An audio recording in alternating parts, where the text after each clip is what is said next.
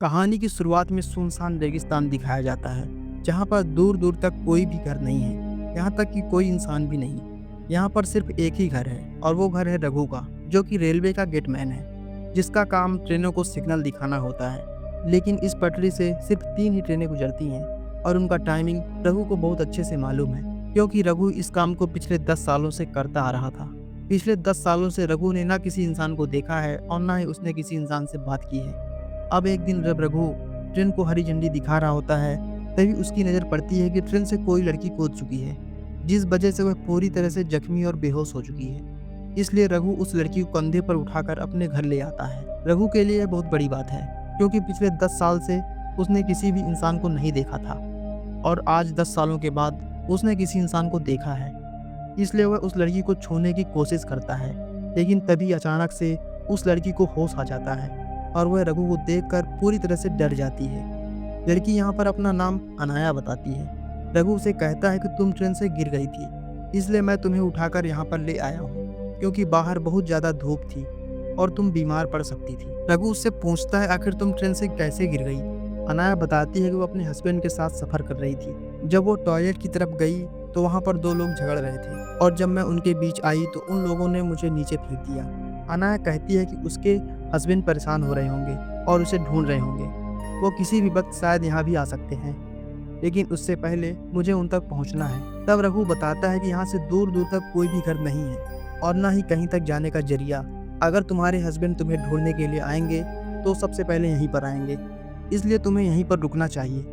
लेकिन अनाया रघु की बात नहीं मानती और अकेले ही रेगिस्तान में निकल पड़ती है। अनाया बहुत दूर तक जाती है, लेकिन दूर दूर तक कोई भी घर नहीं है। तभी यहाँ पर अनाया को चक्कर आने लगता है और वह बेहोश हो जाती है। इसके बाद हम देखते हैं कि रघु अनाया का पीछा कर रहा था। जब वह बेहोश हुई तो वह उसे फिर से उठाकर अपने घर ले आता है और जो अनाया के पैर में चोट लग चुकी थी उन पर वह मरहम लगाता है। रघु अनाया को समझाता है कि तुम यहाँ से कहीं नहीं जा सकती, तुम अपने हस्बैंड को यहीं पर आने दो।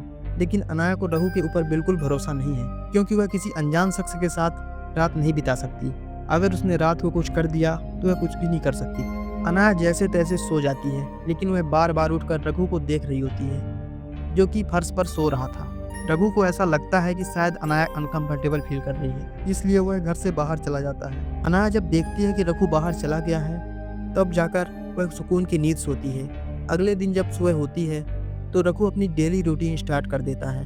वो सुबह 4:30 बजे उठता है, बहुत दूर से पानी लेकर आता है और सुबह सुबह एक ट्रेन भी आती है जिसे उसे हरी झंडी दिखानी होती है।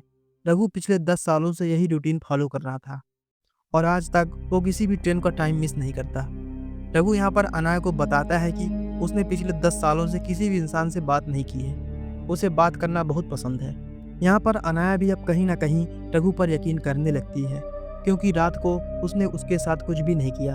अब क्योंकि रघु अनाया को परेशान देखता है, इसलिए रघु अनाया से कहता है कि मैंने तुमसे बात छुपाई है। वो कहता है कि हर रोज जब ट्रेन आती है तो मेरा टेलीफोन बजता है। दरअसल वो टेलीफोन जो है वह सिर्फ इनकमिंग होता है, उसे आप किसी से कॉल नहीं कर सकते।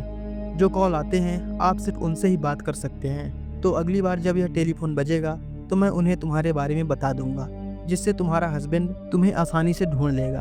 अब कुछ ही देर बाद वह टेलीफोन बज पड़ता है और जब रघु उन्हें अनाया के बारे में बताने वाला होता है, तभी अचानक अनाया वह कॉल कट कर देती है। अनाया बताती है कि उसे ट्रेन से फेंका नहीं गया था, बल्कि वह खुद ट्रेन से कूद गई थी, क्योंकि वह अपने हस्बैंड से भाग रही होती है। वो बताती है कि वो एक साइको है और उसी ने उसके हस्बैंड का इलाज भी किया है। इसके बाद अनाया अपने फ्लैशबैक की स्टोरी बताना शुरू करती है।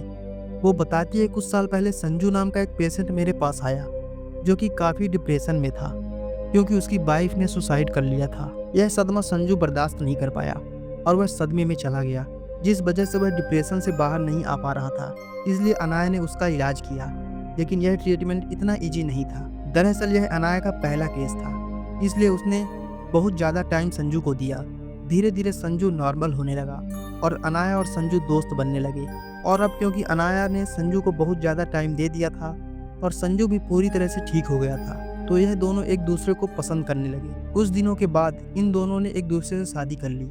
अनाया के फैमिली मेंबर्स बिल्कुल भी ये नहीं मान रहे थे, क्योंकि संजू एक पागल है और वह कभी भी वापस अपनी हालत में जा सकता था। लेकिन अनाया उनकी बात नहीं मानती और संजू से शादी कर लेती है। उनके शादी के कुछ टाइम बाद ही संजू ने अपना रंग बदल लिया। वो अनाया के साथ ऐसा बिहेव करने लगता है कि वह पागल हो गया है, साथ ही वह उसे मारता भी था। संजू का यह डेली रूटीन बन चुका था। वह रोज नशे और ड्रग्स करता और अपनी वाइफ अनाया को मारता। अनाया भी उससे पूरी तरह से परेशान हो चुकी थी। इस तरह से संजू अनाया की जिंदगी खराब करने लगा था। अब कहानी प्रेजेंट में आती है, जहाँ पर अनाया अब रघु के ऊपर भरोसा करने लगती है, इसलिए वह नहाने के लिए जाती है। रघु बहुत दूर से पानी लेकर आया था और जब अनाया नहा रही होती है तो रघु चुपचाप उसे देखने लगता है। जब अनाया नहाकर अंदर आती है तो रघु उसे अपने कपड़े देता है और उससे पूछता है कि तुम्हारी पीठ पर जो चोट का निशान लगा है वह कैसे लगा। अनाया समझ जाती है कि रघु उसे नहाते हुए देख रहा था। वो बताती है कि यह चोट का निशान भी उसके हस्बैंड ने ही दिया है। जिसके बाद वह अपने फ्लैशबैक की स्टोरी को आगे बढ़ाना शुरू करती है। उसने बहुत दिन तक संजू का टॉर्चर झेला, लेकिन एक दिन उसे संजू की डायरी मिल गई जिसमें उसने सब कुछ लिखा था। उस डायरी को पढ़ने के बाद अनाया को पता चलता है कि संजू की वाइफ ने सुसाइड नहीं की थी, बल्कि संजू ने ही अपनी वाइफ को मारा था और साथ ही उसने हॉस्पिटल की एक नर्स को भी मार दिया था, जिसके बारे में भी उसने उस डायरी में लिखा था। लेकिन तभी वहाँ पर संजू आ जाता है। वो अनाया को डायरी पढ़ता हुआ देख लेता है और वो उसे बहुत मारता है और पुलिस से बचने के लिए संजू अनाया को अपने साथ ट्रेन से कहीं ले जा रहा होता है और उसी बीच अनाया ने ट्रेन से जंप लगा दी थी। इसके बाद कहानी प्रेजेंट में आ जाती है। अनाया ने अपनी सारी कहानी बता दी होती है। यह सारी स्टोरी सुनने के बाद रघु कहता है कि तुम्हारी और मेरी स्टोरी जो है वो बिल्कुल सेम है। मेरा भी इस दुनिया में कोई नहीं है और तुम्हारा भी। हम आराम से यहाँ पर जिंदगी जी सकते हैं। लेकिन अनाया को समझ नहीं आ रहा होता है कि रघु आखिर कहना क्या चाहता है। तभी ट्रेन का टाइम हो जाता है और रघु झंडी दिखाने के लिए चला जाता है। इसके बाद अनाया रघु का हाथ बटाने लगती है। वो उसके लिए खाना बनाती है, उसके रूम की साफ सफाई भी कर देती है। तभी अनाया के हाथ कुछ ऐसा लग जाता है कि वह पूरी तरह से हैरान रह जाती है। उसे न्यूज़पेपर की कुछ कटिंग मिलती है जिसमें लिखा हुआ था कि एक शख्स 4 लोगों को मारकर फरार हो गया था। और अनाया को यहाँ पर यह बात भी पता चलती है कि रघु ने किसी दूसरे रघु की आइडेंटिटी चुराई है, जो कि पहले इसी लेवल क्रॉसिंग पर गेटमैन के ग्रुप में काम किया करता था। यह सारी चीजें जानने के बाद अनाया रघु की तरफ चाकू लेकर बढ़ती है, लेकिन तभी यहाँ पर रघु अनाया से कहता है कि तुम्हें डरने की कोई ज़रूरत नहीं है, मैं तुम्हें सारी सच्चाई बताता हूँ। जिसके बाद रघु की स्टोरी फ्लैशबैक में जाती है और वह अपनी स्टोरी बताने लगता है। वह बताता है कि मेरी माँ ने मेरे लिए एक लड़की पसंद की थी और पहली मुलाकात में उसने उस लड़की को अपनी सारी सच्चाई बता दी। मैंने उसे बताया कि मैं एक लड़की से प्यार करता था, लेकिन उस लड़की ने मुझे धोखा दे दिया और एक अमीर आदमी से शादी कर ली, और जिस आदमी से मैं शादी करने वाला था उसका कोई बॉयफ्रेंड भी नहीं था और वह भी मुझसे शादी करने के लिए मान जाती है। जिसके बाद मेरी शादी हो जाती है और कुछ एक महीने के बाद मेरी वाइफ अपने एक कजन को बुला लेती है। वो इसलिए क्योंकि मेरे कुछ खेत थे जहाँ पर काम करने के लिए मुझे बहुत मेहनत लगती थी, इसलिए मेरी वाइफ ने अपने कजिन को यहाँ पर काम करने के लिए बुला लिया था। कुछ टाइम के बाद मैं एक बच्चे का बाप बन गया और कुछ सालों के बाद हमारे 2 बच्चे हो चुके थे। इसके बाद मेरी वाइफ ने मुझसे कहा कि मुझे और बच्चे नहीं चाहिए, इसलिए तुम अपनी नसबंदी करवा लो। तो मैं अपनी वाइफ की बात मानते हुए अपनी नसबंदी करवाने के लिए डॉक्टर के पास चला गया, लेकिन डॉक्टर ने मुझे बताया कि तुम्हें नसबंदी कराने की ज़रूरत नहीं है क्योंकि तुम बाप नहीं बन सकते। यह बात सुनकर मैं पूरी तरह से हैरान हो गया। इसके बाद जब मैं अपने घर पहुंचा तो मैं और भी ज़्यादा हैरान हो गया क्योंकि मेरी वाइफ और उसका कजन एक साथ थे। यह देखने के बाद मैं समझ जाता हूँ कि मेरी वाइफ का अफेयर है और जो 2 बच्चे हैं वह भी उसी कजन के हैं, मतलब मेरी कोई फैमिली ही नहीं है। यह सारी चीज़ें देखने के बाद मुझे बहुत ज़्यादा दुख हुआ और मैंने उन चारों को मार दिया, मतलब कि रघु की वाइफ, उसके कजन और दोनों बच्चों को उसने मार दिया। इसके बाद कहानी आती है वापस प्रेजेंट में, जहाँ पर रघु अनाया को बताता है कि शायद मेरी जगह पर कोई और भी होता तो वह भी यही करता। अब अनाया भी रघु को हौसला देने लगती है और उसे सपोर्ट देने लगती है। वो उससे कहती है कि तुम्हारी जगह पर कोई भी होता तो वह भी यही करता।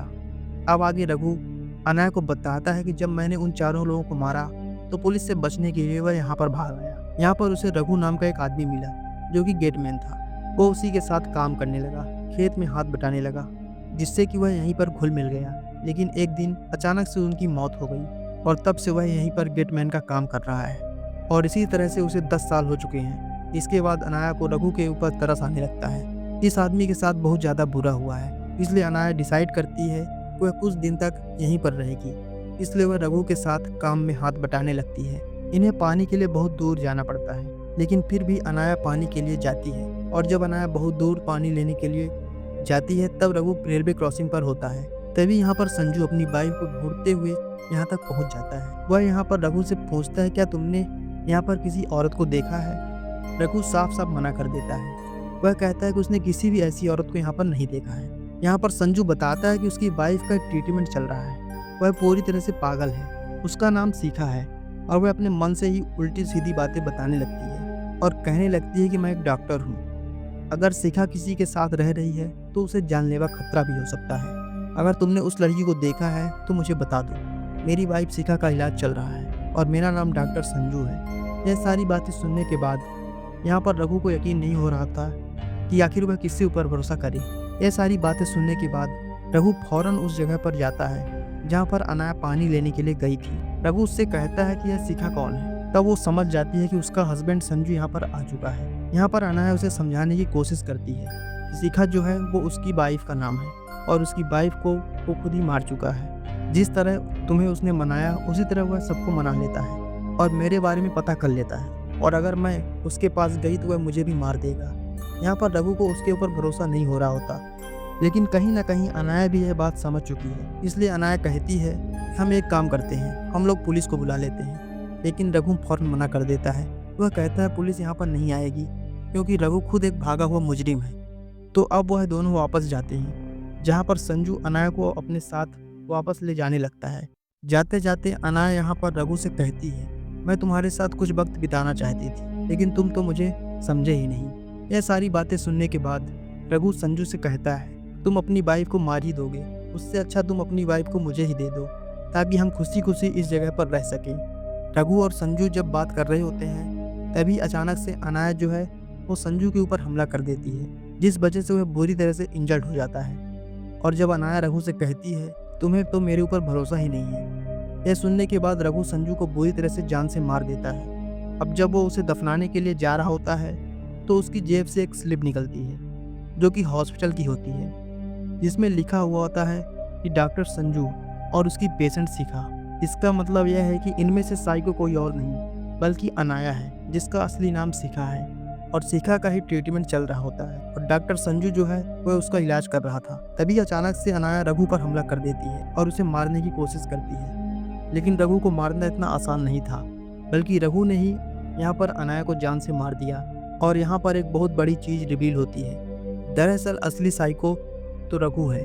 यहाँ पर हमें बताया जाता है कि रघु जिस लड़की से प्यार किया करता था उस लड़की ने उसे धोखा दिया था और एक रईस आदमी के साथ शादी कर ली थी।